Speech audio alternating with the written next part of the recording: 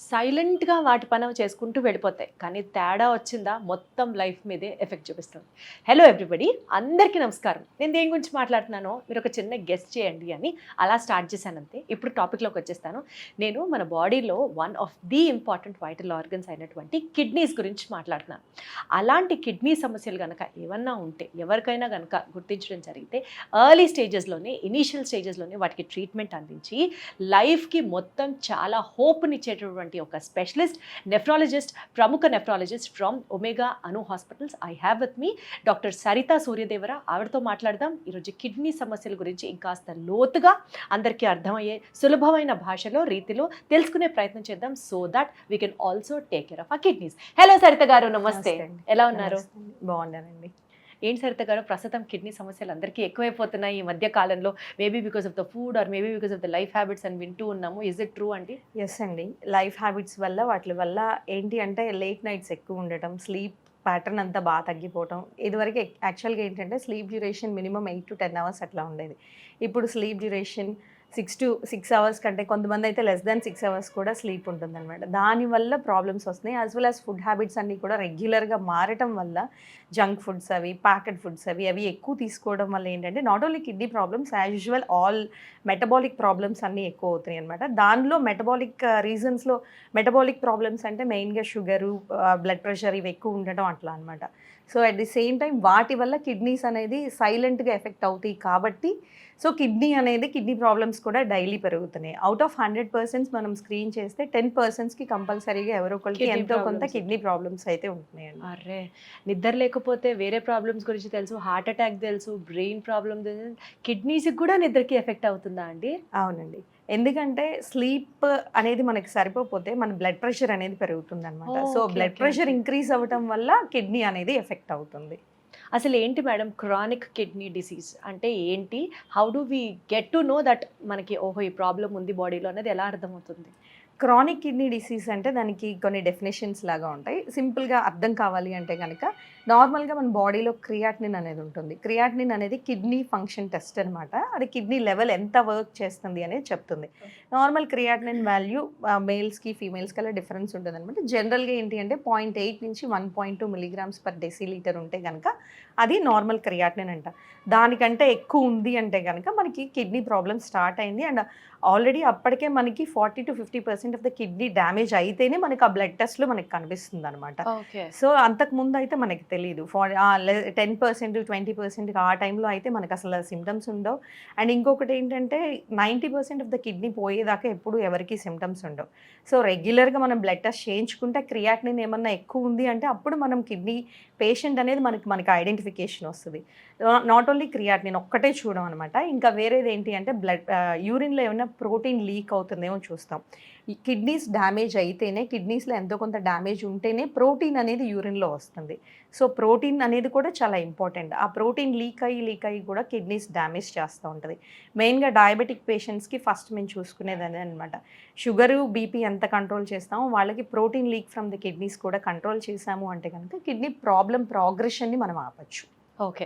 So అసలు మనం ఈ ఈ డిసీజ్‌ని ఎలా ఐడెంటిఫై చేస్తామండి? టెస్టుల రూపంలోనేనా? ఆర్ ఏమన్నా వాళ్ళకి నొప్పి రావడం కానీ, వెనకాల వీపులో నొప్పి అట్లా చెప్తుంటారు. ఇట్లాంటివన్నీ కూడా కిడ్నీ డిసీజ్‌కి సంబంధించిన సిమ్టమ్సేనా? అంటే కిడ్నీ వీపిలో నొప్పి అనేది జనరల్గా మాకు వచ్చే 100 పేషెంట్స్ ఒకళ్ళు తీసుకున్నాం అనుకోండి, అందులో 90% ఆఫ్ ద పేషెంట్స్కి ఏంటంటే బ్యాక్ పెయిన్ వల్ల వస్తుంది అనమాట. Only 10% of the case. కాకపోతే ఏంటంటే మన దగ్గరికి వచ్చారు అంటే వాళ్ళ పెయిన్ సివియర్గా ఉంది, మేబీ స్టోన్ అనేది మనకి కనిపించదు, క్లినికల్గా మనకి కనిపించదు అనమాట. కాబట్టి అల్ట్రాసౌండ్ స్కాన్ చేసుకుంటే దానిలో ఏమైనా స్టోన్ ఉంటే కనుక స్టోన్ వల్ల కూడా కిడ్నీ పెయిన్ వస్తుంది అనమాట. ఓన్లీ స్టోన్ కేసెస్కో లేకపోతే యూరిన్లో ఇన్ఫెక్షన్, కిడ్నీకి ఇన్ఫెక్షన్ ఉంటేనే మనకి కిడ్నీ పెయిన్ వస్తుంది. లేకపోతే వాళ్ళకి నార్మల్గా బ్యాక్ పెయిన్స్ వల్ల కూడా ఉంటుంది. వాళ్ళు ఏంటంటే ఆ బ్యాక్ పెయిన్ని ట్రీట్ చేసుకుంటే సరిపోతుంది అనమాట. సో బేసికల్‌గా అండి, క్రానిక్ కిడ్నీ డిసీజ్ ప్రోగ్రెస్ అవుతోంది అన్నది మనం ఆపడానికి ఎలాంటి జాగ్రత్తలు తీసుకోవాలి? ఓకే. దీన్ని ఏంటి అంటే డైట్ పరంగా చూసుకోవాల్సి వస్తుందనమాట. ఫస్ట్ ఏంటి అంటే ఈ క్రానిక్ కిడ్నీ డిసీజ్ దేనివల్ల వస్తుంది అంటే మెయిన్గా 60 to 70% of the cases sugar వల్ల కిడ్నీస్ డ్యామేజ్ అవుతాయి అనమాట.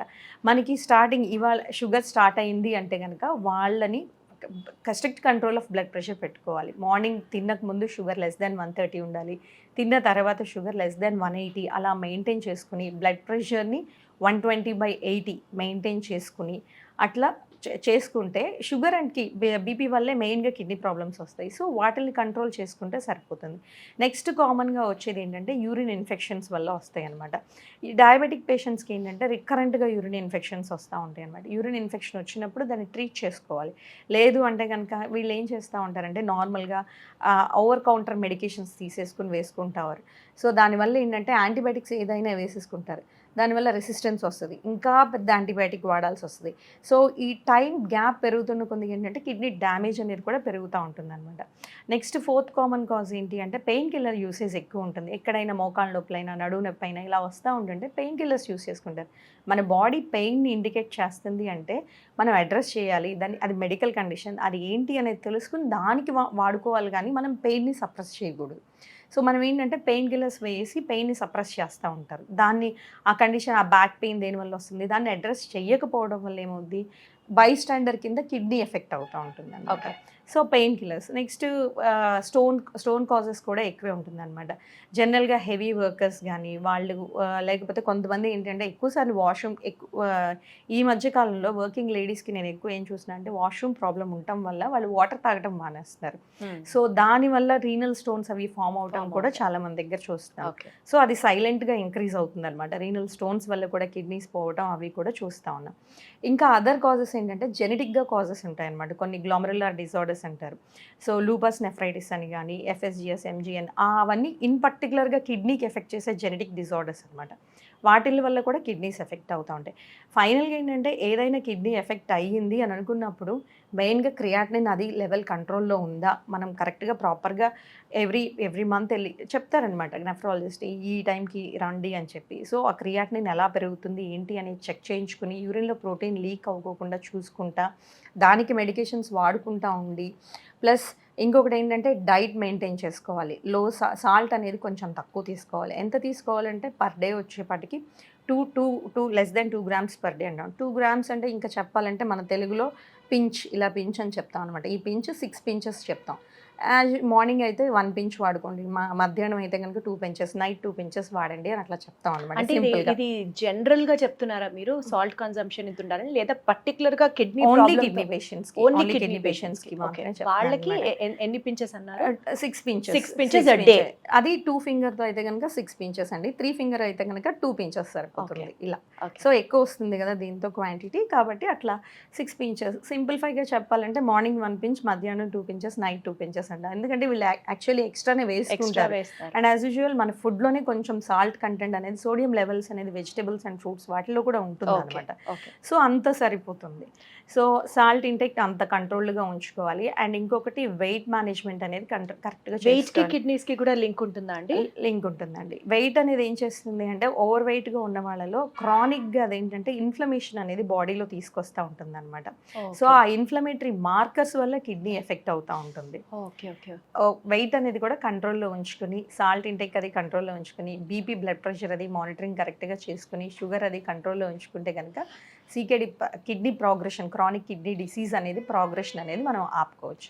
బీపీ షుగర్ని కంట్రోల్లో ఉంచుకోవడంతో పాటు మోస్ట్ ఇంపార్టెంట్, ఒకవేళ ఈ రెండు లేని వాళ్ళకి ఊరుకూరుకునే చాక్లెట్లు మిగినట్లుగా పెయిన్ కిల్లర్లని, యాంటీబయాటిక్లని వేసుకోకుండా ఉంటే కిడ్నీ హెల్త్ ఇంకాస్త బాగుంటుంది అన్నది అర్థమవుతుంది.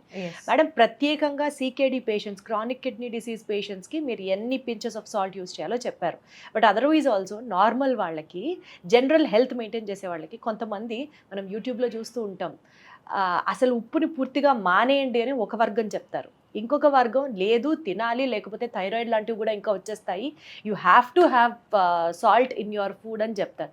బేసికలీ మోడరేషన్లో తింటే సరిపోతుందా, ఆర్ ఆల్రెడీ మనం తీసుకునే వెజిటబుల్స్లో, ఫ్రూట్స్లో సాల్ట్ ఉంటుంది, సో ప్రత్యేకంగా సాల్ట్ అక్కర్లేదు అని చెప్తారు? As a nephrologist what would you suggest? As a nephrologist ఇంకో ప్రాబ్లం ఏంటంటేనండి, మరీ లో సాల్ట్ తీసుకుంటే చాలామంది వస్తూ ఉంటారు. మాకు బీపీ ఎక్కువ ఉందని చెప్పి ఉప్పు తీసుకోవద్దన్నారండి అని చెప్తారు. వాళ్ళు ఎలా వస్తారంటే డైరెక్ట్గా సోడియం లెవెల్స్ మరీ తగ్గిపోయి డైరెక్ట్గా కోమాలోనో అట్లా వస్తారనమాట. సో కొంతమందికి అయితే బాగా వామిటింగ్స్ అవటం, కొంతమందికి అయితే విపరీతమైన నీరసం రావటం ఇట్లా ఉంటుందన్నమాట. So 6 pinches of salt and kidney పేషెంట్స్కి చెప్పాం కదా, అంత తీసుకున్నారంటే వాళ్ళ కిడ్నీ ప్రోగ్రెషన్ ఆగుద్ది. కిడ్నీ ఫెయిల్ అవ్వకోకుండా వాళ్ళకి ప్రోగ్రెస్ అవ్వకోకుండా ఉంటుందన్నమాట. సో మోడరేషన్ అనేది కంపల్సరీ. అస్సలు లేకుండా ఇస్ నాట్ గుడ్, అస్సలు అడ్వైజబుల్ కాదు. మళ్ళీ కిడ్నీ పేషెంట్స్లో కూడా ఒక సెట్ ఆఫ్ పేషెంట్స్ ఉంటారు, సాల్ట్ వేస్టింగ్ నెఫ్రోపతీస్ అంటారండి. అంటే వాళ్ళకి ఏంటంటే కిడ్నీస్ నుంచి కంప్లీట్గా సాల్ట్ వెళ్తూ ఉంటుంది అనమాట. అట్లాంటి పేషెంట్కి ఈ సజెషన్ ఉండదు. వాళ్ళకి యాక్చువల్లీ మేమే ఎక్కువ వేసుకోండి అని చెప్తాం అనమాట, ఈవెన్ దో వాళ్ళకి కిడ్నీ ప్రాబ్లం ఉన్నా కానీ. ఎందుకంటే వాళ్ళ కిడ్నీ సాల్ట్ని లూజ్ చేసుకుంటున్నాయి కదా. అచ్చా, ఓకే. సో వాళ్ళకి కిడ్నీలో వాళ్ళకి సాల్ట్ కంపల్సరీగా ఫుడ్లో ఉండాలి. సాల్ట్ వేస్టింగ్ నెఫ్రోపతి అనే ఆ పర్టికులర్ సెట్ ఆఫ్ పేషెంట్స్కి మాత్రం కంపల్సరీ వేసుకోవాలన్నమాట. ప్రతి పేషెంట్కి ఎప్పుడైనా కానీ రాగానే బేస్ లైన్ ఇన్వెస్టిగేషన్స్ కింద ఎలక్ట్రోలైట్స్ చేస్తాం. దానిలో సోడియం లెవెల్ ఎంత ఉంది అనే దాన్ని బట్టి చెప్తాం అనమాట, ఎంత సాల్ట్ ఇంటెక్ తీసుకోవాలి అని చెప్పి. ఒక 2 to 3 months మనం అబ్జర్వ్ చేస్తే ఈ పేషెంట్కి ఇంత సాల్ట్ రిక్వైర్మెంట్ కావాలి అని చెప్పేది మన కౌన్సిలింగ్లో అర్థమైపోతుంది. అలా. సో బేసికల్గా ఏ ఫుడ్స్ తింటే ఎక్కువ సోడియం కంటెంట్ ఉంటుందండి మన టిపికల్ సౌత్ ఇండియన్ ఫుడ్ స్టైల్లో? సౌత్ ఇండియన్ ఫుడ్స్లో అయితే కనుక మెయిన్లీ సాంబార్. దేనికైతే పులుపు ఎక్కువ వాడతాము, చింతపండు ఎక్కువ వేస్తాము, వాటిల్లో ఏంటి అంటే ఎక్కువ సోడియం ఉంటుందన్నమాట. పులిహార, సాంబారు, పికిల్స్, మెయిన్గా పికిల్స్ అనమాట. పికిల్స్లో చాలా సాల్ట్ ఉంటుంది. సో వాటిని అవాయిడ్ చేయాలి.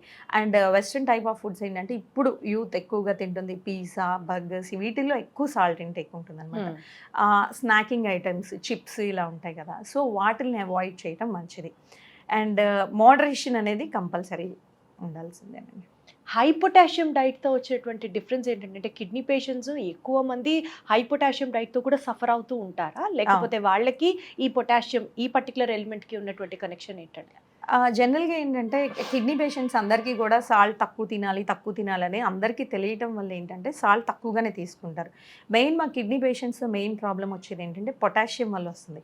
డయాబెటిక్ పేషెంట్స్కి పొటాషియం ఎక్కువ ఉంటుంది అనమాట బాడీలోనే, ఎందుకంటే వాళ్ళ బాడీలో డిఫెక్ట్ ఉంటుంది అనమాట. పొటాషియంని బయటకు పంపించే ఛానల్స్ అన్ని డెస్ట్రాయ్ అవ్వటం వల్ల, ఈ డయాబెటీస్ వల్ల డెస్ట్రాయ్ అవ్వడం వల్ల పొటాషియం బయటకు వెళ్ళదు. సో పొటాషియం ఎక్కువ అయితే బాడీలో ఏమవుతుందంటే హార్ట్ మీదకి ఎఫెక్ట్ అవుతుంది. హార్ట్ రిథమ్ని ఆల్టర్ చేసి హార్ట్ని స్లో డౌన్ చేస్తుంది. సమ్టైమ్స్ మాకు డైరెక్ట్గా రావటమే హార్ట్ అరెస్ట్ అయిపోయి వస్తారనమాట. సో అట్లా అంత డేంజర్ అవ్వచ్చు. సో పొటాషియం అనేది మెయిన్ కాన్సన్ట్రేట్ చేయాలి. సాల్ట్కి ఎంత ఇంపార్టెన్స్ ఇస్తామో పొటాషియంకి కూడా కిడ్నీ పేషెంట్స్కి ఇవ్వాలి. సో మెయిన్గా ఏంటి అంటే హై పొటాషియం ఫుడ్స్ ఏ వెయిట్లో అసలు ఒక్కసారి కిడ్నీకి పేషెంట్ అయ్యారు అంటే కనుక వాళ్ళు కోకోనట్ వాటర్ అనేది కంప్లీట్గా అవాయిడ్ చేయాలి. బనానా, మ్యాంగో, ఆరెంజెస్, పోమోగ్రనేట్, వీళ్ళు ఏంటంటే నీరసంగా ఉందని చెప్పి ఓఆర్ఎస్, ఎలక్ట్రాల్ పౌడర్ అవి ఎక్కువ తీసుకుంటూ ఉంటారు. అవి తీసుకోకూడదు. మనకి నీరసం ఎందుకు వచ్చిందో కనుక్కోవాలి, మనం వెళ్ళి డయాగ్నోస్ చేసుకోవాలి. అంతేగాని నీరసంగా ఉందని ఎలక్ట్రాల్ పౌడర్ తాగేస్తారు. అంటే డయాబెటిక్ పేషెంట్స్కి కానీ కిడ్నీ పేషెంట్స్ కానీ పొటాషియంని రెగ్యులేట్ చేసే మెకానిజం తగ్గిపోతుంది కాబట్టి బాడీలో పొటాషియం ఏంటంటే మనం తీసుకున్నది బయటకు వెళ్ళదన్నమాట, అక్యుములేట్ అవుతుంది. సో మనం ఏంటంటే తీసుకునేదే క్వాంటిటీ తగ్గించాలి. నేను ఇందాక చెప్పిన ఫుడ్స్ అన్ని కోకోనట్ వాటర్, మ్యాంగో, ఈ రాగి, ఓఆర్ఎస్ ఇవన్నీ ఏంటి అంటే హై పొటాషియం ఉంటాయి కాబట్టి వాటిని తగ్గించుకోవాలి. మనం తీసుకునేదే తగ్గించుకోవాలి. అవి అసలు కంప్లీట్గా అవాయిడ్ చేయాలి. సో ఫ్రూట్స్, వెజిటేబుల్స్కి వచ్చేపాటికి పాలకూరలో ఎక్కువ ఉంటుంది, టమాటోలో ఎక్కువ ఉంటుంది, పొటాటోలో హై పొటాషియం ఉంటుంది. సో వీటిని కంప్లీట్గా అవాయిడ్ చేసుకున్నారు అంటే కనుక ఫర్దర్గా మనం మెడికేషన్ తగ్గించుకోవచ్చు. ఏది ఈ పొటాషియం తగ్గించడానికి మెడికేషన్స్ ఇంకా మెడిసిన్స్ వాడాల్సిన అవసరం లేకోకుండా డైట్తో కంట్రోల్ చేసుకోవచ్చు మనం. సో కిడ్నీ పేషెంట్స్ కానీ డయాబెటీస్ కానీ వీళ్ళు హై పొటాషియం డైట్ని తగ్గించాలి, పొటాషియం ఇంటేక్ని తగ్గించాలి. That's what they have to focus on. Apart from సాల్ట్ని ఎట్లు వాళ్ళు జాగ్రత్తగానే తీసుకోవాల్సి ఉంటుంది. మీరు చెప్పినట్లు పొటాషియం మీద కూడా దృష్టి పెట్టాల్సి వస్తుంది. గాట్ ఇట్, అర్థమైంది. మేడం, ఇప్పుడు కిడ్నీకి బోన్ హెల్త్కి మధ్యలో ఉండే రిలేషన్ ఏమన్నా ఉందా అండి? అవునండి. కిడ్నీకి ఏం చేస్తుందంటే మెయిన్గా వైటమిన్ డి అనే హార్మోను కిడ్నీలో యాక్టివేట్ అవుద్ది అనమాట. రావటం మనం ఎక్కువ ఎండలో ఉండాలి అంటారు కదా, సో ఫస్ట్ యాక్టివేషన్ అనేది స్కిన్లో జరుగుద్ది. అసలు సింథసిస్ అనేది నెక్స్ట్ లివర్లో జరుగుతుంది. ఫైనల్ స్టెప్ ఆఫ్ యాక్టివేషన్ కిడ్నీలో జరుగుతుంది. సో ఆ ఫైనల్ స్టెప్ యాక్టివేట్ అయితేనే వైటమిన్ డి ఎఫెక్టివ్గా పనిచేస్తుంది, లేకపోతే పనిచేయదు అనమాట. ఎప్పుడైతే కిడ్నీ పేషెంట్స్ ఉంటారో వాళ్ళలో ఈ విటమిన్ డి ప్రొడ్యూసింగ్ సెల్స్ అనేవి తగ్గిపోవటం వల్ల విటమిన్ డి అనేది ఉండదు అనమాట. సో అందుకని మన మనకి విటమిన్ డి లేదంటే ఆబ్వియస్గా బోన్ హెల్త్ అనేది తగ్గుతూ ఉంటుంది అనమాట. Okay okay. సో ఆ విటమిన్ డి టాబ్లెట్స్ అవి కూడా దీనికి సెపరేట్ విటమిన్ డి టాబ్లెట్ ఉంటుంది, అది తీసుకోవాల్సిందే. అది తీసుకుని at the same time bone health ఇంకొకలాగా ఈ విటమిన్ డితో పాటు దే హ్యావ్ టు ఎక్సర్సైజ్. నార్మల్గా ఏంటంటే నేను కిడ్నీ పేషెంట్ అయిపోయాను, నాకు నేను ఎక్సర్సైజ్ చేయలేను, నాకు అదొక టైప్ ఆఫ్ డిప్రెషన్లోకి వెళ్ళిపోతారు. సో వాళ్ళకు కూడా ఏంటంటే మోడరేట్ లైట్ వెయిట్ లిఫ్టింగ్ కూడా అడ్వైస్ చేస్తాం అనమాట. And they have to be exercise compulsory. Morning 30 minutes, evening 30 minutes compulsory చెప్తాం. They have to exercise. ఆ ఎక్సర్సైజ్ ఎందుకు పనికొస్తుందంటే ఈ బోన్ హెల్త్కి పనికొస్తుంది, మజిల్ స్ట్రెంగ్త్కి పనికొస్తుంది. They have to be active, అందుకోసం అండి. ఇప్పుడు సోడియం మోడరేషన్లో తీసుకోవాలన్నారు, పొటాషియం డెఫిసిట్ డైట్స్ తీసుకోవాలన్నారు. ఫాస్ఫరస్కి కిడ్నీ పేషెంట్కి ఏమైనా రిలేషన్ ఉందా అండి? ఫాస్ఫరస్ ఎలాంటి ఇంపాక్ట్ చూపిస్తుంది వాళ్ళకి? ఈ కిడ్నీ ఎలా అయితే పొటాషియం డెఫిషియన్సీ వస్తుందో ఫాస్ఫరస్ కూడా సేమ్ డెఫిషియన్సీ ఉంటుంది అనమాట కిడ్నీ పేషెంట్స్లో. ఫాస్ఫేట్ని కూడా బాడీ నుంచి బయటికి పంపించలేకపోతుంది, అక్యుములేట్ అయిపోతుంది, బాడీలో అక్యుములేట్ అవుతుంది. సో ఈ అక్యుములేట్ అవ్వడం వల్ల ఏమవుతుంది అంటే ఆ ఫాస్ఫరస్ ఎక్కువ అవడం వల్ల మనకి బాడీలో దురదల్లాగా రావటం, ఇచ్చింగ్ లాగా రావటం, బ్లడ్ వెజల్స్లో అది వెళ్ళి డిపాజిట్ అవ్వటం వల్ల వాళ్ళకి ఫ్యూచర్లో తొందరగా హార్ట్ ప్రాబ్లమ్స్ రావటం, ఇవన్నీ వస్తాయి అన్నమాట. సో ఏంటి అంటే ఫాస్ఫేట్ రిచ్ ఫుడ్స్ ఏవైతే ఉంటాయో అవి తగ్గించుకోవాలి. మెయిన్గా ఈ మష్రూమ్స్లో ఎక్కువ ఫాస్ఫరస్ ఉంటుంది, ప్రాన్స్లో ఎక్కువ ఉంటాయి అన్నమాట. సో ఈ టైప్ ఆఫ్ ఫుడ్స్ని వాళ్ళు అవాయిడ్ చేయడం ఇంకా అయితే అసలు కిడ్నీ పేషెంట్స్ ఏం తినాలి మేడం? సగానికి సగం అన్ని మైనస్ రిలోడ్ చేసుకుంటూనే వెళ్ళిపోతారు. లేదండి, లేదు, చాలా ఉంటాయి. వెజిటబుల్స్ అన్నీ తినొచ్చు కదా హ్యాపీగా. వెజిటేబుల్స్ నేను చెప్పిన 3 వెజిటేబుల్స్ ఉన్నాయి కదా, పొటాటో, స్పినాచ్, టమాటో, అవి తప్పించి క్యాబేజ్ తినొచ్చు, క్యాలీఫ్లవర్ తినొచ్చు, గ్రీన్ పీస్ తినొచ్చు, బెండకాయ తినొచ్చు, దొండకాయ తినొచ్చు, బీరకాయ తినొచ్చు, కొంచెం ఆశ కనిపిస్తుంది. లేకపోతే అన్ని తినకూడదు ఇవే కనిపిస్తున్నాయి. అంటే ఏంటంటే మెయిన్ కాన్సన్ట్రేషన్ ఏవి తినకూడదో చెప్తే వాళ్ళు అవి తినకోకుండా అన్ని కూడా తింటారు అనండి. 100%. మేడం ఒకటి చెప్పండి, ఇందాక మీరు మాట్లాడుతూ కిడ్నీ పేషెంట్స్ లో ప్రోటీన్ కూడా లూజ్ అయిపోతూ ఉంటుంది యూరిన్ ద్వారా అని చెప్పారు. సో అప్పుడు వాళ్ళకి ప్రోటీన్ డెఫిసిట్ కూడా అయిపోతారా అండి? బాడీలో ప్రోటీన్ డెఫిషియన్సీ వచ్చే ఛాన్సెస్ కూడా ఉంటాయా? సో అప్పుడు మళ్ళీ ప్రత్యేకంగా ప్రోటీన్ ఫుడ్స్ తీసుకోవాలి అంటారా? అంటే ప్రోటీన్ డెఫిసిట్ అవ్వరు, ప్రోటీన్ అనేది కంప్లీట్గా డెఫిసిట్ అవ్వరు, ప్రోటీన్ లీక్ అవుతూ ఉంటుంది. ఆ లీక్ అనేది ఏం చేస్తూ ఉంటుందంటే బాడీని వెళ్ళి అది కిడ్నీని డ్యామేజ్ చేస్తూ ఉంటుంది అనమాట. ఆ ప్రోటీన్ లీక్ అవుతుంది కదా, అది వెళ్ళి కిడ్నీస్ని డ్యామేజ్ చేస్తూ ఉంటుంది. సో మనం దాన్ని కంట్రోల్ చేసుకోవాలి. దాన్ని కంట్రోల్ చేసుకోవడానికి మెడికేషన్స్ ఉన్నాయన్నమాట. సో అవి నెఫ్రాలజిస్ట్ వాళ్ళు చూసుకుని వేరియస్ లెవెల్స్ చూసుకుని మేము అడ్వైస్ చేస్తూ ఉంటాం. వాళ్ళ టార్గెట్ లెస్ దెన్ 0.2 ప్రోటీన్ అనేది పర్ 0.2 గ్రామ్ పర్ గ్రామ్, అంతకంటే తక్కువ ప్రోటీన్ లీక్ అవ్వాలన్నమాట. సో ఆ టార్గెట్ దాకా మేము రీచ్ అయ్యేలాగా. దాని అర్థం వాళ్ళు ఎక్కువ ప్రోటీన్ తినాలి బికాజ్ ప్రోటీన్ పోతుంది కాబట్టి అన్నది కాదండి. కాదు. అలా చేస్తే ఇంకా కిడ్నీ మీద ఎక్కువ డ్యామేజ్ అవుతుందా? అలా కాదండి. కిడ్నీ ఆల్రెడీ వాళ్ళు కిడ్నీ పేషెంట్స్ అన్న తర్వాత ప్రోటీన్ ఎక్కువ తీసుకుంటే బాడీలో ఏమవుద్దంటే బ్లడ్ వెజల్స్ అనేవి బాగా డైలేట్ అయిపోతాయి. డైలేట్ అయిపోయి ఫర్దర్గా డ్యామేజ్ చేస్తాయి అనమాట. వాళ్ళకి మోడరేట్ ప్రోటీన్ ఇంటెక్ చెప్తాం. 0.6 to 0.8 grams. క్రియాటినిన్ 1.5 నుంచి 5 అట్లా ఉంటుంది, అంటే బిఫోర్ డయాలసిస్ అనమాట. వాళ్ళకి ఏంటంటే 0.6 నుంచి 0.8 grams per kg body weight మాత్రమే ప్రోటీన్ ఇంటెక్ చెప్తాం అనమాట. వాళ్ళకి మాత్రం మోడరేషన్ ఆఫ్ ప్రోటీన్ ఉండాలి. Once they are dialysis patient అయితే అప్పుడు హై ప్రోటీన్ ఇంటెక్ చెప్తాం. ఎందుకు అంటే డయాలసిస్లో 4 to 6 grams ఆఫ్ ప్రోటీన్ అనేది పోతా ఉంటుంది డయాలసిస్, అప్పుడు డెఫిషియన్సీ వస్తుంది అనమాట. ఇప్పుడు ఇక్కడ మనకి కిడ్నీస్ నుంచి ప్రోటీన్ లీక్ అయినా కానీ వాళ్ళు డెఫిషియెంట్ అవ్వరు అనమాట. మన బాడీ సరిపోతుంది. మనం ఏంటంటే లో ప్రోటీన్ డైట్స్ చెప్తాం. ఎంతవరకు లో ప్రోటీన్ చెప్తాం అంటే వాళ్ళకి మజిల్ అది లీన్ మాస్ ఉంటుందిగా, మజిల్ మెయింటైన్ అవ్వాలి. లెస్ దెన్ 0.5 అసలు తీసుకోకూడదు. చాలామంది పేషెంట్స్ ఏంటంటే ప్రోటీన్ తక్కువ తినాలి అని లెస్ దెన్ 0.5 grams తీసుకొని బాగా అయిపోయి ఇంకా వీక్ అయిపోయి ఇన్ఫెక్షన్స్కి ప్రోన్ అవుతారనమాట. సో మరీ అంత తక్కువ తినకూడదు. 0.6 to 0.8 grams. మన సౌత్ ఇండియన్ ఫుడ్స్లో అయితే ఏంటంటే ప్రోటీన్ కొంచెం తక్కువే ఉంటుంది కాబట్టి మరీ ప్రోటీన్ రెస్ట్రిక్షన్స్ అవి మేమేం చెప్పమన్నమాట. మన సౌత్ ఇండియన్ ఫుడ్స్కి అయితే మెయిన్ ఏంటంటే నాన్ వెజిటేరియన్ డైట్ వల్ల చెప్పాను కదా ఇందాక బ్లడ్ వెజల్స్ అవి బాగా ఎక్కువ డైలేట్ అవుతాయి కిడ్నీస్లో, అయ్యి ఇంకా కిడ్నీని డ్యామేజ్ చేస్తాయి. ఏదైనా కానీ too much is danger. Less అయినా డేంజరే, బ్లడ్ వెజల్ తక్కువ బ్లడ్ ఫ్లో అయినా డేంజరే, ఎక్కువ బ్లడ్ ఫ్లో అయినా డేంజరే అనమాట. సో మరీ అది ఓవర్గా డైలేట్ అయిపోయి క్యాపిలరీస్ వాటిని డ్యామేజ్ చేస్తుంది కాబట్టి కిడ్నీలో మేము ఏంటి అంటే నాన్ వెజిటేరియన్ డైట్స్ అది యానిమల్ ఫుడ్స్కి ఎక్కువ డైలేట్ చేస్తుంది కాబట్టి తీసుకోవద్దు అని చెప్తాం అనమాట.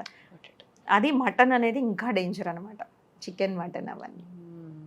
ఎందుకంటే ఇండైరెక్ట్ గా దాని ఎఫెక్ట్ కిడ్నీస్ మీదే పడుతుంది మీద. కాబట్టి వద్దంటున్నారు. Plant source is a good source, is absolutely fine. Good source of protein. Madam, ఇందాక మీరు డయాలసిస్ గురించి మాట్లాడారు కదా, డయాలసిస్ ఒక్కసారి చేయించుకోవడం స్టార్ట్ చేస్తే లైఫ్ లాంగ్ చేయించుకుంటూనే ఉండాలా అండి డయాలసిస్? అంటే ఇది జనరల్గా మాకు ఎక్కడ వస్తూ ఉంటుందంటే 2 వెరైటీస్ ఆఫ్ కిడ్నీ ప్రాబ్లమ్స్ ఉంటాయండి. అక్యూట్ కిడ్నీ ఇంజరీ అని, క్రానిక్ కిడ్నీ డిసీజ్ అని 2 ఉంటాయి. అక్యూట్ అంటే సడన్గా టెంపరీగా మన బాడీలో ప్రాబ్లం వచ్చింది, either that is related to kidney అవ్వచ్చు, లేకపోతే కిడ్నీ కాకపోవచ్చు. కిడ్నీ రిలేటెడ్గా అయితే కనుక కిడ్నీకి ఇన్ఫెక్షను, కిడ్నీ స్టోను ఉండి సడన్గా కిడ్నీని డ్యామేజ్ చేయడం వల్ల మనం అప్పుడు డయాలసిస్ చేస్తాం అనమాట. లేకపోతే other problems other than kidney అంటే కొంతమందికి సడన్గా హార్ట్ అటాక్ వస్తుంది, అప్పుడు బీపీ డౌన్ అయిపోద్ది, లేకపోతే బాడీలో ఎక్కడో ఇన్ఫెక్షన్ ఉంటుంది, బీపీ సడన్గా డౌన్ అవుద్ది అనమాట. అలా డౌన్ అయినప్పుడు ఏంటంటే కిడ్నీ మెయిన్గా 25% of the blood supply from the heart కిడ్నీకి వస్తుంది. సో బ్లడ్ ఉంటే కిడ్నీ వర్క్ చేస్తుంది. ఓకే. సో ఆ బ్లడ్ సప్లై ఎప్పుడైతే తగ్గుద్దో, బీపీ ఎప్పుడైతే డౌన్ అవుద్దో అప్పుడు మనకి ఏంటంటే కిడ్నీ ఫంక్షన్ కూడా డౌన్ అవుతుంది. దాన్ని అక్యూట్ కిడ్నీ ఇంజరీ అంటాం. అది జస్ట్ ఏ టెంపరీ థింగ్. ఆ టైంలో ఏంటి అంటే వాళ్ళకి డయాలసిస్ రిక్వైర్మెంట్ ఉంటుంది. అంటే నాట్ ఓన్లీ క్రియాటినిన్ పెరిగిందని యూరిన్ ఒకటి, ఇంకా చాలా ఫ్యాక్టర్స్ ఉంటాయి. బాడీలో యాసిడ్స్ పెరిగిపోవటం, పొటాషియం పెరిగిపోవటం, అట్లా పెరగడం వల్ల చాలా మెకానిజమ్స్ అన్నీ డిస్టర్బ్ అవటం వల్ల అప్పుడు డయాలసిస్ చేస్తాం అనమాట. అక్యూట్ కిడ్నీ ఇంజరీ కేసెస్కి అయితే అది టెంపరీ డయాలసిస్ అనమాట. కొన్ని రోజులు డయాలసిస్ చేస్తాం, వన్స్ కిడ్నీ రికవర్ అయిన తర్వాత మనం స్టాప్ చేసేస్తాం. కానీ already chronic kidney disease patient అయితే అంతకుముందు ఎప్పటి నుంచో కిడ్నీ ప్రాబ్లం ఉండి వాళ్ళ క్రియాటినిన్ 4-5 అలా ఉంది అంటే కనుక వాళ్ళకి నీడ్ ఆఫ్ డయాలసిస్ కావాల్సి వస్తే కనుక, వాళ్ళకి ఎప్పుడైతే వామిటింగ్ సెన్సేషన్స్ వచ్చి ఆయాసం వస్తుందో అట్లా ఉన్న వాళ్ళకి డయాలసిస్ స్టార్ట్ చేస్తాం కదా, అది లైఫ్ లాంగ్ ఉంటుంది. ప్రత్యేకంగా ఒక సమస్యకి రిలేటెడ్గా కిడ్నీ ఇష్యూ వస్తే దానికి చేసేది డయాలసిస్ మాత్రం టెంపరీ అని అంటారు. బట్ అదర్వైజ్ ఆల్సో ఒకసారి డయాలసిస్ చేయించుకున్న తర్వాత మనం ఎంతకాలం వెయిట్ చేయాలండి? అంటే మళ్ళీ డయాలసిస్ చేయించుకోవాలా లేదా, ఆర్ ఎల్స్ పొరపాటున మీరు ఇచ్చిన టైం కన్నా కూడా కొంచెం డిలే అయితే ఇమీడియట్గా మనకి ఏమైనా స్ట్రెస్ పెరిగిపోతూ ఉంటుందా? అంటే కొంతమంది ఏం చేస్తారంటే అండి, డయాలసిస్ అంటే బాగా రిలక్టెంట్గా ఉంటారు, నేను డయాలసిస్ చేయించుకోను అంటారు. వాళ్ళలో ఏం ప్రాబ్లం అవుతూ ఉంటుందంటే, ఇవన్నీ ఏంటి, డయాలసిస్ అంటే ఏంటి అంటే ఒక టైప్ ఆఫ్ టాక్సిన్స్ బాడీలో బిల్డప్ అవుతాయి. కిడ్నీ ఫంక్షన్ తగ్గిపోయింది. కిడ్నీ నార్మల్గా ఏం చేస్తుందంటే per day nearly 5000 type of టాక్సిన్స్ని బాడీ నుంచి బయటకు పంపించేస్తుంది. సో కిడ్నీ ఎప్పుడైతే డ్యామేజ్ అవుద్దో ఈ టాక్సిన్స్ నిదానంగా స్లోగా బిల్డప్ అవుతూ ఉంటుంది. కిడ్నీలో 10%, less than 10% of the kidney ఫంక్షన్కి వచ్చేసేపాటికి ఇంకా ఆ టాక్సిన్ లెవెల్ టూ మచ్గా అయిపోయి ఇంకా మన బాడీ సపోర్ట్ చేయలేదు, ఆ టాక్సిన్స్ తీసుకోలేదు. కిడ్నీ ఆల్రెడీ డ్యామేజ్ అయింది. ఈ టాక్సిన్స్ వల్ల వేరే ఆర్గన్స్ అన్నీ ఎఫెక్ట్ అవుతాయి అనమాట. అంటే లైక్ హార్ట్ వీక్ అవుతూ ఉంటుంది, లంగ్ వీక్ అవుతూ ఉంటుంది. కొంతమందికి మరీ డిలే చేసుకుంటే డయాలసిస్ని ఫిట్స్ లాగా వస్తాయి అనమాట, కోమాలాగా వెళ్తారు. కొంతమంది ఫస్ట్ గట్టి మీద పడుతుంది అనమాట. ఫస్ట్ వాళ్ళు ఏంటి అంటే ఆహారం తినలేకపోతారు, నాకు తినబుద్ధి కావట్లేదు, ఇదివరకు బాగానే తినేవాళ్ళమ్మా ఇప్పుడు ఇంతే తింటున్నారమ్మా అంటారు. అది ఫస్ట్ సైన్ అనమాట. ఫస్ట్ క్వాంటిటీ ఆఫ్ ద ఫుడ్ని బాగా తగ్గించేస్తారనమాట. తింటున్నారు బట్ కొంచెమే తింటున్నారు అని చెప్తారనమాట. అదేంటంటే బేసిక్గా టాక్సిన్స్ బాడీలో ఉండటం వల్ల మన ఎపటైట్ అదంతా కూడా తగ్గిపోతుంది అనమాట. సో అట్లా డిలే చేయడం వల్ల వేరే ఆర్గన్స్ ఎఫెక్ట్ అయ్యి మన లైఫ్ థ్రెటన్ అవుతుంది. ఇంకొకటి ఇందాక అనుకున్నాం కదా పొటాషియం, అది హార్ట్ మీద ఎఫెక్ట్ అవుతుంది. ఈ పొటాషియం మన కిడ్నీ ఫంక్షన్ వీక్ అవుతున్న కొద్దికి పొటాషియం పెరిగిపోతూ ఉంటుంది బాడీలో. సో అది హార్ట్ని ఎఫెక్ట్ చేస్తుంది, ఫాస్ఫరస్ ఎఫెక్ట్ చేస్తుంది. ఇట్లా వేరియస్ టాక్సిన్స్ బాడీలో ఇంక్రీజ్ అవ్వటం వల్ల దాని రిలేటెడ్ ఎఫెక్ట్స్ వల్ల పేషెంట్ వీక్ అవుతూ ఉంటారు. సో అలాంటి టైంలో ఇంకా అసలు మనం వెయిట్ చేయడానికి స్కోప్ లేదు, you have to immediately react and get on the dialysis. Incremental dialysis అంటే ఏంటి మేడం? ఇంక్రిమెంటల్ డయాలసిస్ అంటే కొంతమంది డయాలసిస్ ఎర్లీగా స్టార్ట్ చేస్తాం అనమాట. ఎట్లా అంటే క్రియాటినిన్ 4-5 ఉన్నప్పుడు కూడా కొంతమందికి డయాలసిస్ స్టార్ట్ చేస్తాం. వాళ్ళకి ఏంటి అంటే ఇలా ఆహారం తినలేకపోవటం, తినాలనిపించలేకపోవటం, అలా ఉన్న వాళ్ళకి ఏంటి అంటే ఫస్ట్ ఓన్లీ వీక్లీ వన్సే ఒకటి స్టార్ట్ చేస్తాం, 1 సెషన్ ఆఫ్ డయాలసిస్ స్టార్ట్ చేస్తాం. వాళ్ళకి పెద్ద కాళ్ళలో వాపులు కానీ అట్లాంటివి ఏమి ఉండవు, ఆయాసం కానీ అట్లాంటివి.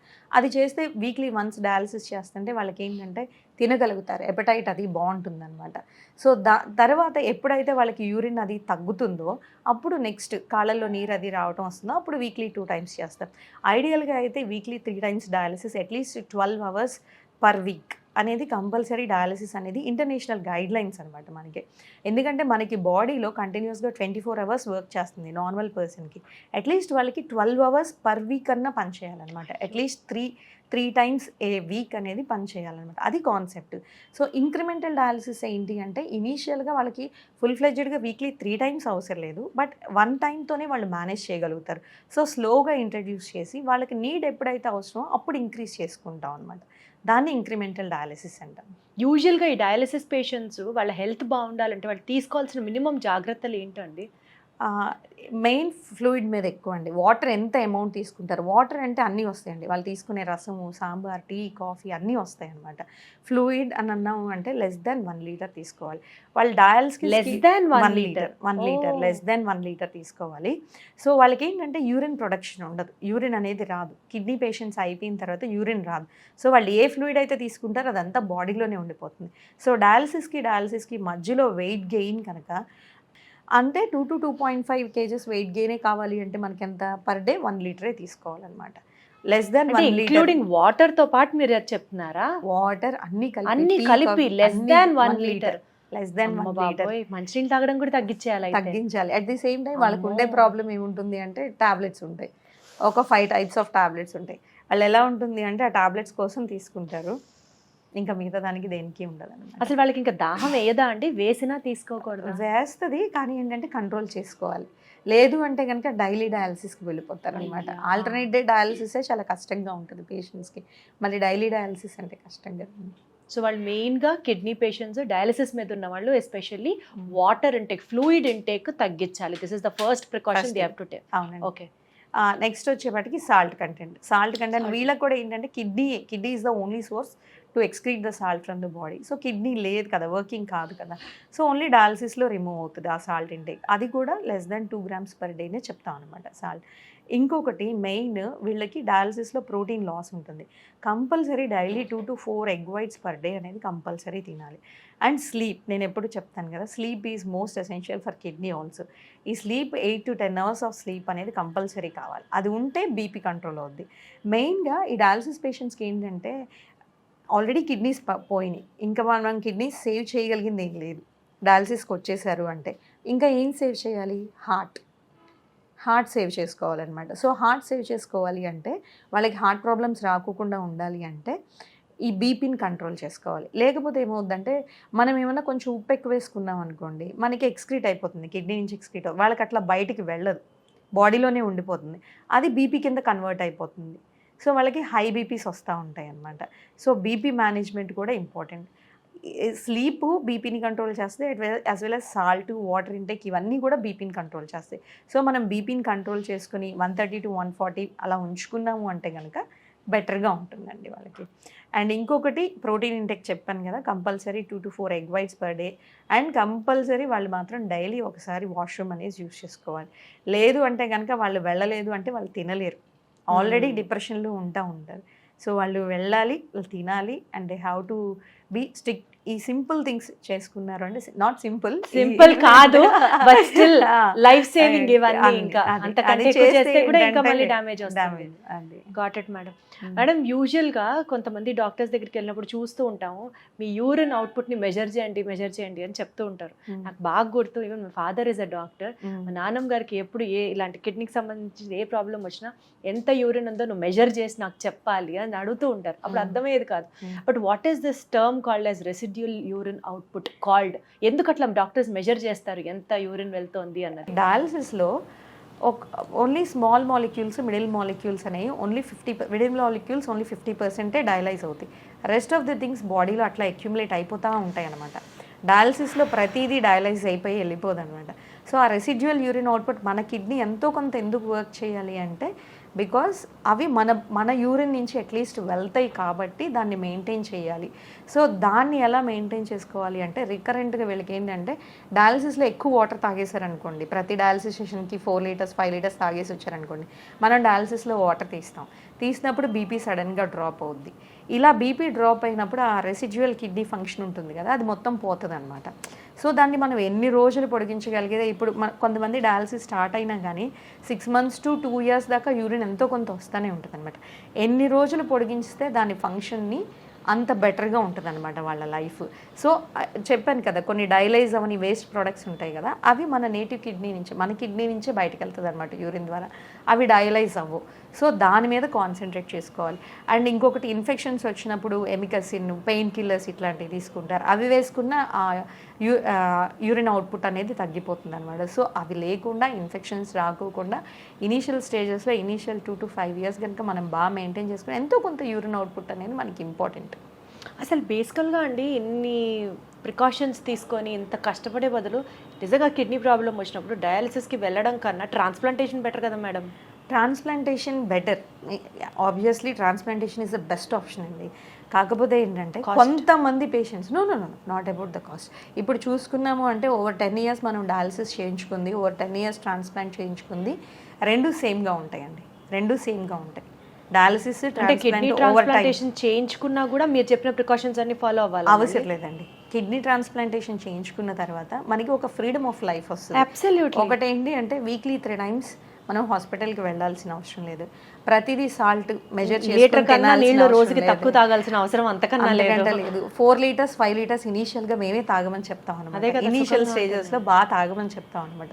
సో ఫుడ్ రిలాక్సేషన్ అనేది చాలా బాగుంటుంది, చాలా బాగుంటుంది కిడ్నీ ట్రాన్స్ప్లాంటేషన్లో.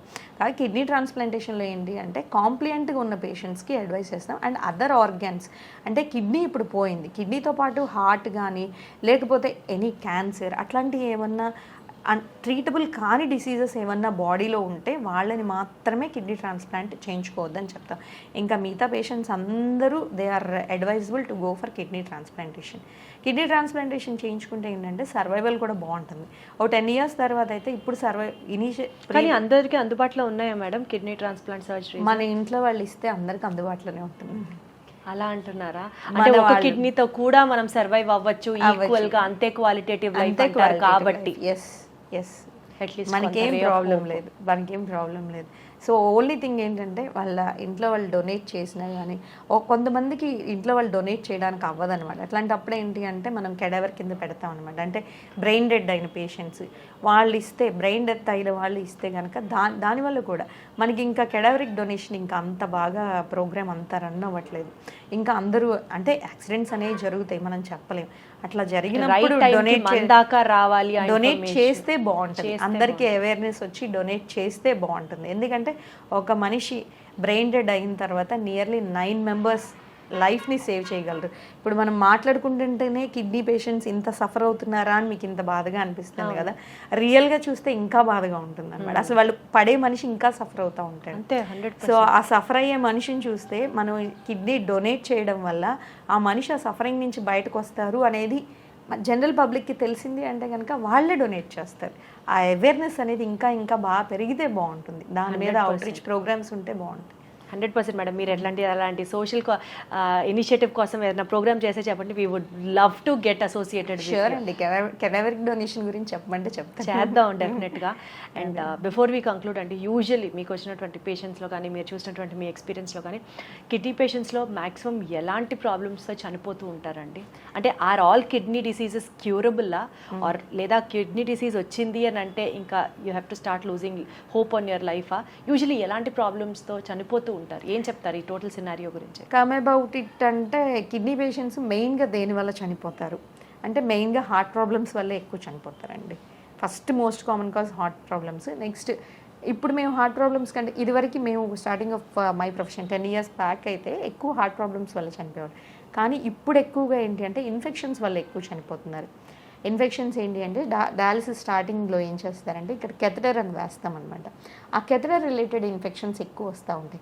వాళ్ళకేంటి ఆ నీడిల్ ఇంజరీ ఉంటుంది కదా, ఆ నీడిల్ చేయించుకోవాలి. మళ్ళీ ఇక్కడ బ్లాక్ అయిపోయింది, 3 weeks అయిపోయింది, ఇప్పుడు నీకు ఫీవర్ వస్తుంది, తీసేసి ఇంకో చోట వేద్దాము అంటే మళ్ళీ ఇక్కడ ఏం పొడిపించుకుంటాం అన్న ఫీలింగ్తో వాళ్ళు దీంతోనే సఫర్ అవుతారు తప్పించి ఇక్కడ చేయించుకోవడానికి ఇష్టపడరు అనమాట.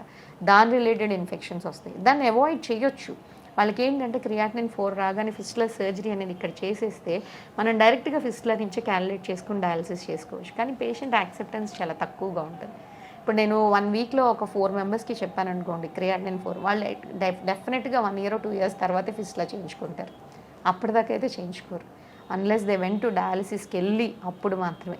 సో ఈ ఇన్ఫెక్షన్ రిలేటెడ్ డెత్స్ ఎక్కువ ఉంటాయి. అండ్ ఇంకొకటి ఏంటి అంటే వీళ్ళకి ఎక్కువ ఫ్లూయిడ్ ఇంతే తాగాలా అని అడిగారు కదా, అవును అంతే తాగాలి. అంతకంటే ఎక్కువ తాగితే ఏమవుతుందంటే మన బాడీలో యాంటీబాడీస్ అవన్నీ కూడా ఉంటాయి కదా, ఎక్కడన్నా ఇన్ఫెక్షన్ వచ్చింది అంటే అది క్రాస్ అయ్యి వెళ్ళాలి. ఇప్పుడు బ్లడ్ వెసల్ ఇలా ఉంటుంది, ఇక్కడ ఇన్ఫెక్షన్ ఉంటుంది, మధ్యలో వాటర్ ఉంటుంది, సో అట్లా యాంటీబాడీ వెళ్ళాలి అంటే కనుక ఆల్రెడీ ఇమ్యూనిటీ తక్కువ ఉంటుంది వాళ్ళకి, ఇంకా వెళ్ళాలి అంటే కష్టం కదా.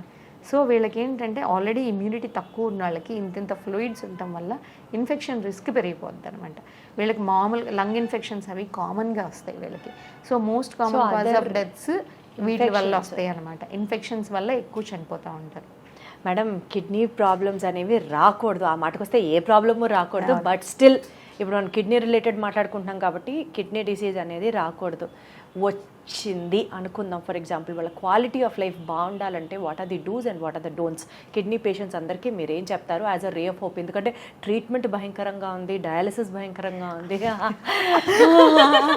కానీ ఏం చెప్తారు మీరు as a ray of hope kidney health కోసం? అంటే రాకుండానా లేకపోతే వచ్చింది అనుకుందాం, వాళ్ళు ఏం చేయాలి? How still they have to change their lifestyle అంటే ఇప్పటిదాకా మనం మాట్లాడుకున్నానండి.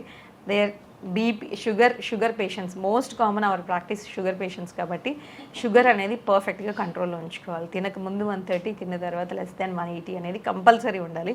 అండ్ వాళ్ళకి షుగర్ డౌన్ అవ్వకూడదు. ఇట్లా అన్నామని చెప్పి బాగా ఎక్సెసివ్ మెడికేషన్స్ వాడేసుకుని డౌన్ చేసుకోకూడదు, ఆప్టిమల్గా ఉంచుకోవాలి. అండ్ బ్లడ్ ప్రెషర్ అనేది 120 to 140 మధ్యలోనే ఉంచుకోవాలి. పైనది కింద వచ్చేపాటికి 80 to 90 మెయింటైన్ చేసుకోవాలి. వెయిట్ అనేది ఎక్కువ పెరగకుండా ఉండాలి. వాటర్ ఇంటేక్ చెప్పుకున్నాం కదా, వాటర్ ఇంటేక్ అనేది మరి డయాలసిస్ పేషెంట్స్ కదా మనం చెప్పుకుంది. నార్మల్గా కూడా కిడ్నీ పేషెంట్స్కి మరీ క్రియాటినిన్ 4-5 వెళ్తూ ఉంటుంటే కదా, వాటర్ ఇంటేక్ కూడా తక్కువ చెప్తాం. సాల్ట్ తగ్గించుకోవాలి, less than 2 grams per day salt intake చూడాలి. They have to be physically యాక్టివ్గా ఉండాలి. స్లీప్ అనేది బాగా మెయింటైన్ చేయాలి. పెయిన్ కిల్లర్స్ అనేది వాడకూడదు. అన్నెసరీ యాంటీబయాటిక్స్ అనేది వాడకూడదు. చాలామంది ఓవర్ కౌంటర్ యాంటీబయాటిక్స్, ఎమికసిన్ అట్లాంటివి ఉంటాయి అన్నమాట. వాటి వల్ల కిడ్నీ డ్యామేజ్ అవుతూ ఉంటుంది. సో అట్లాంటివన్నీ అవాయిడ్ చేసుకుని they are maintaining a good food. మనం చెప్పుకున్న ఇప్పుడు ఆ ఫుడ్స్ అన్నీ తినకోకుండా మిగతా ఫుడ్స్ అన్నీ తినకుండా బ్యాలెన్స్డ్ డైట్లో ఉంటే కనుక they can lead a normal life అండి. అండ్ ఒకసారి కిడ్నీ పేషెంట్ అయిన తర్వాత మనం దాన్ని ప్రోగ్రెషన్ ఆపగలం. వాళ్ళు ఇవన్నీ మెయింటైన్ చేస్తే మనం డయాలసిస్ దాకా వెళ్ళాల్సిన అవసరం లేదు. మనం మధ్యలోనే ప్రోగ్రెషన్ ఆపగలం. చాలామంది పేషెంట్స్ ఇదివరకు అయితే ఒక 10 to 15 years బ్యాక్ ఒకసారి క్రియాటినిన్ 2 వచ్చిందంటే ఒక 5 yearsలో వీళ్ళు డయాలసిస్కి వెళ్ళిపోతారనేది ఉండేది. ఇప్పుడు అట్లా ఉండట్లేదు. ఆ 2 క్రియాటినిన్ దగ్గర 1.5 to 2 క్రియాటినిన్ దగ్గర అట్లాగే 10 to 15 years ఏంటి 30 years కూడా మెయింటైన్ అవుతుంది. సో ఇవి మెయింటైన్ చేసుకుంటే చాలు, వాళ్ళు అలా మెయింటైన్ అవుతారండి. సో బేసికల్గా నాట్ టు లూజ్ హార్ట్, కానీ ఇప్పుడు మేడం చెప్పినటువంటి ఈ హ్యాబిట్స్ అన్నీ ఫాలో అవుతూ లైఫ్ స్టైల్లో చేంజెస్ చేసుకుంటూ మరి నార్మల్ పీపుల్ కిడ్నీ ప్రాబ్లం వాళ్ళ లైఫ్లో ఫేస్ చేయకూడదు అని అంటే మీరు చెప్పినట్లుగా good food, exercise, proper sleep and no over the counter medication, ఇవి ఫాలో అయితే వాళ్ళు కూడా ఇంకెప్పటికీ కిడ్నీ ప్రాబ్లం రాకుండా కనీసం. సో బెటర్ అండి, ఏదైనా ప్రాబ్లం వచ్చి దానికి తర్వాత వైద్యం చేయించుకోవడం కన్నా prevention is always better than cure కదా. Try to let us incorporate all these habits in our lifestyle and stay away from all the diseases. Thank you so much, Sarita garu. Thank you so much.